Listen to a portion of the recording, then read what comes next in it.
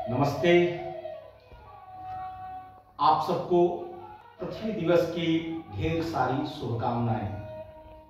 बंधुओं, वैसे तो धरती माता के अवतरण का दिवस वर्ष प्रतिपता है, लेकिन वैश्विक व्यवस्था में आज पृथ्वी दिवस है, जिसकी आपको ढेर सारी शुभकामनाएं।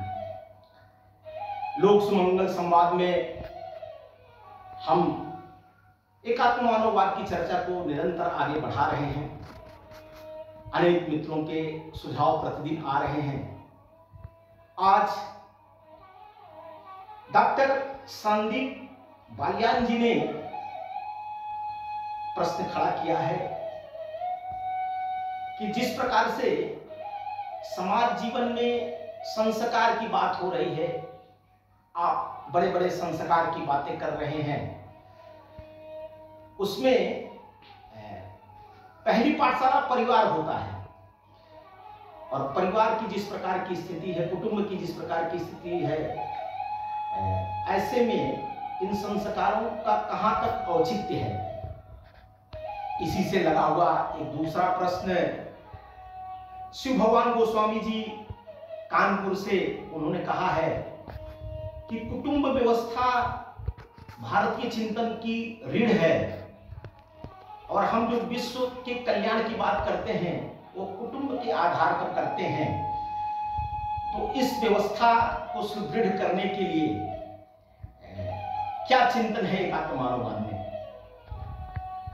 बहुत अच्छा प्रश्न है डॉक्टर संदीप जी, शिव भगवान जी, आप लोगों को नमस्कार। आपकी चिंता वाजिब है, क्योंकि एकात्म मानववाद में व्यक्ति के बाद जब दूसरा स्टेप आता है तो वह परिवार का आता है, कुटुंब का आता है। और सृष्टि जब बनी तो व्यक्ति जब हुआ तो वह पहले परिवार बनाया, क्योंकि संतान उत्पत्ति के लिए किसी का साथ उसको चाहिए। इस नाते से वह परिवार बनाया, फिर समाज बना, फिर राष्ट्र बना, फिर विश्व बना। ऐसे एक सर्किल जो चला तो उसमें दूसरी कड़ी, दूसरा पायदान परिवार है। और परिवार भारतीय चिंतन में सच में परिवार पहली पाठशाला है। और इस नाते से हमारे यहाँ जो 16 संस्कारों की बात की जाती है, उसमें पाणिग्रहण संस्कार का भी एक अपना महत्व है। सामान्यतः लोग सोचते हैं, आजकल की जो परिवार की परिभाषा है, हम दो हमारे दो, तो उससे भी कोई आगे बढ़ता है तो कहता है कि नहीं, माता पिता को भी जोड़ना चाहिए। लेकिन भारतीय चिंतन तो कितना बड़ा परिवार होता था कि कहते हैं ना कि अभी रामायण में कह रहे थे कि 1 लाख पूत 1.25 लाख नाती ताप रावण घर दिया न पाती। यानी संस्कार के कारण से इतना बड़ा परिवार समाप्त हुआ। तो संस्कारों की बात परिवार में है, और ठीक है कि माँ बाप भाई बहन सबसे छोटा सा वह बच्चा चलना से लेकर के उठना बैठना बातचीत करना, यह सब बातें सीखता है, तब वह सामाजिक जीवन में प्रवेश करता है। और आज जिस कुटुंब की हम संकल्पना करते हैं, उस कुटुंब में बनने की भी बात ऐसे 3 प्रकार के मेरे समझ में जो आता है कि पहला जो परिवार बनता है वह दैहिक है, यानी हम संतानोत्पत्ति के लिए जो संबंध बनाए, यानी जिसको हम रक्त का संबंध कहते हैं, जिसको डीएनए का संबंध कहते हैं, जिसमें से एक अपनत्व निकल करके आता है। एक बंदरिया अपने बच्चे को लेकर के कैसे उसका जीवन रक्षण करती है, अपने बच्चे को कितना स्नेह देता है, कितना अपनत्व देता है कि यह मेरा बच्चा है। वह अगर सूसू भी करता है, गंदा भी करता है, तो उसको खराब नहीं लगता, लेकिन दूसरे का बेटा अगर इस प्रकार करे तो वो नाक घों सिकोड़ता है। यानी जो रक्त का संबंध होता है, जो डीएनए का संबंध होता है, यह समस्त जीव जंतुओं में है, पेड़ पौधों में है। वैज्ञानिकों ने तय किया है कि ये किस कुल का पौधा है, ये किस कुल का पशु है। ऐसे ही मनुष्यों का, और हमारे ऋषि मुनियों ने भी, हमारे यहाँ जो गोत्र की बात होती है, आप किस गोत्र के हैं, गर्ग, गौतम, सांडिल्य, कश्यप, ऐसे तमाम गोत्रों की बात होती है, तो हम किस कुल से आते हैं, कोई रघुकुल से लेकर के तमाम कुलों की जो बात होती है, तो पहला तो मेरे समझ में आता है कि परिवार यह एक दैहिक उससे बनता है। दूसरा दैवी, जिसको हम संस्कार कहते हैं, यानी किसी के घर में कन्या पैदा हो रही है और ईश्वर ने ऐसा संयोग बनाया, ऐसा यहाँ का संस्कार है कि दूसरे के घर के लड़की की शादी माँ बाप लिया करके कर देते हैं और वह दूसरे के घर की बहू दूसरे के घर की मालकिन बन जाती है। यानी वह अपने तमाम ऐसे कई चीजों से समझौता करती है। 15 वर्ष 20 वर्ष जिस माँ बाप के घर में रही है और परिवार के संस्कार के कारण दूसरे के घर में शिफ्ट कर दी जाती है, दूसरे के घर में आ जाती है और वहां के रीति नीति रिवाज सब स्वीकार करती है, सरनेम उसका बदल जाता है और वह वहां भूल मिल करके उस परिवार की हो जाती है।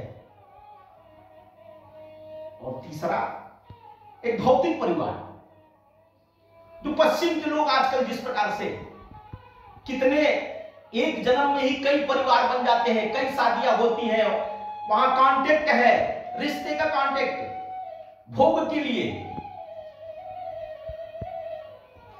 स्त्री को भोग की वस्तु मानते हैं। इनसे नहीं उनसे, इनसे नहीं पटाई, इनसे आनंद लिया, उनसे फिर माने एक स्त्री के कई कई पुरुषों से, एक पुरुष के कई कई स्त्रियों से संबंध हुए, कई कई बच्चे, कोई यहां गया तो वहां गया, और फिर कहते हैं कि ये सरकार की जिम्मेदारी है कि इन बाल बच्चों को पढ़ाए लिखाए, उनका भार उठाए। है यह पश्चिम की जो भोगवादी नीति है, इसका भारतीय चिंतन विरोध करता है, स्वीकारता नहीं है। यहां तो बूढ़े मां बाप की सेवा की बात की जाती है, मातृदेवो भव, पितृदेवो भव, देवता के समान उसको पूजने की बात की जाती है। और वहां क्या है कि सरकार के ऊपर छोड़ते हैं, वृद्धाश्रम चलेंगे, बच्चे भी अनाथालय में पढ़ेंगे, उनके लिए अलग से विद्यालय ऐसे बने हुए हैं जिनका पालन पोषण मां बाप नहीं कर पाते हैं, वो करते हैं। यह चिंतन भारतीय चिंतन स्वीकार नहीं करता, एकात्म मानववाद इसको स्वीकार करता ही नहीं। कहां तो कुटुंब की संकल्पना है, तो एक दूसरे को आपस में सहयोग की बात करते हैं। यहां आज कुटुंब व्यवस्था कैसे सुदृढ़ होगी इसकी बात चलती है, और इस नाते से हम कहते हैं कि सर्वे भवन्तु सुखिनः, हमारा परिवार कैसे कैसे बढ़ता है, यानी हम एक दूसरे से कैसे गुथे हुए हैं कि व्यक्ति, परिवार, समाज, राष्ट्र, विश्व, सृष्टि, यह सब हम एक परिवार। तब हम कहते हैं कि वसुधैव कुटुंबकम, हमारा इतना बड़ा परिवार है। आप कल्पना कीजिए, जब हम गांव से निकल करके शहर में आते हैं तो कोई गांव का मिल जाता है तो लगता है कि अपने घर का आया है। हम जिले से किसी दूसरे स्टेट में जाते हैं, कोई जिले का मिल जाता है तो लगता है कि हमारे गांव का है, हमारे जिले का है।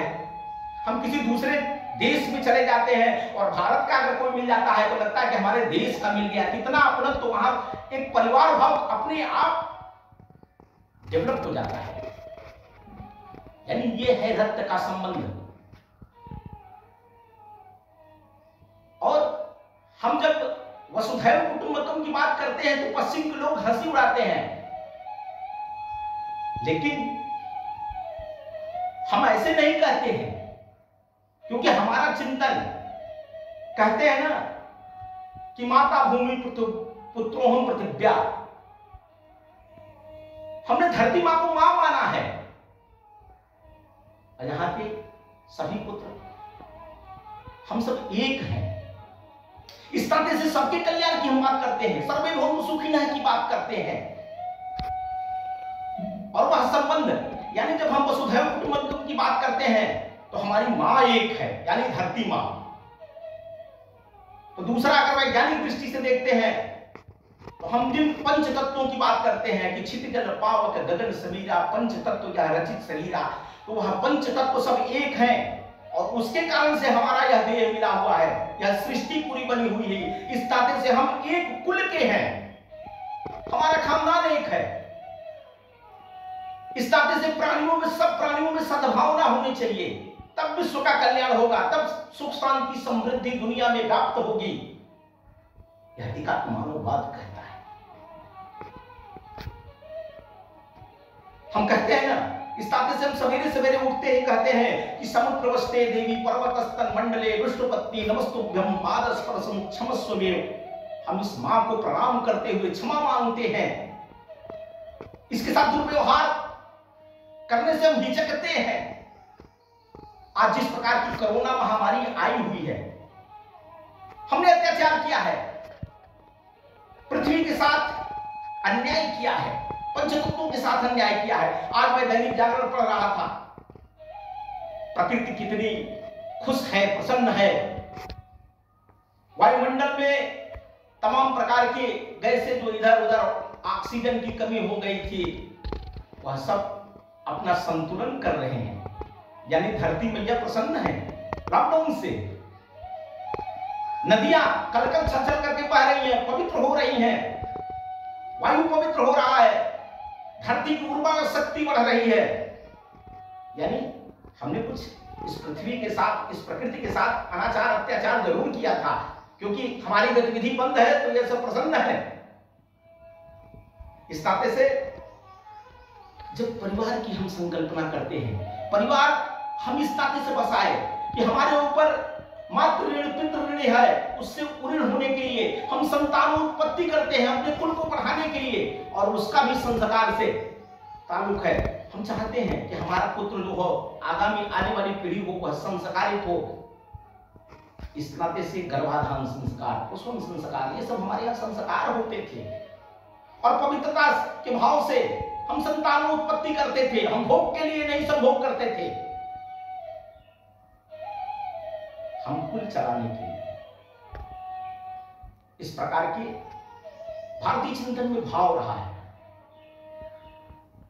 और आज जिस प्रकार की स्थिति चल रही है, यानी परिवार भाव टूटने के कारण से आज तमाम प्रकार की जो स्थितियां बन रही है, यानी तमाम ऐसे परिवार आपको देखने को मिल जाएंगे महानगरों में जो बड़े शिक्षित हैं, बेटा कहीं काम कर रहा है, बहू कहीं काम कर रही है, घर के लोग कहीं अन्यत्र हैं, बूढ़े माँ बाप गांव में हैं या घर के किसी जहां शहरों में घर है ऐसे वहां बूढ़े माँ बाप रह रहे हैं। उनका लगाव है उस घर से, क्योंकि घर ऐसे नहीं बनता है, कंकड़ पत्थर से घर की संकल्पना नहीं है कि अट्टालिका खड़ा कर दिया वह घर है।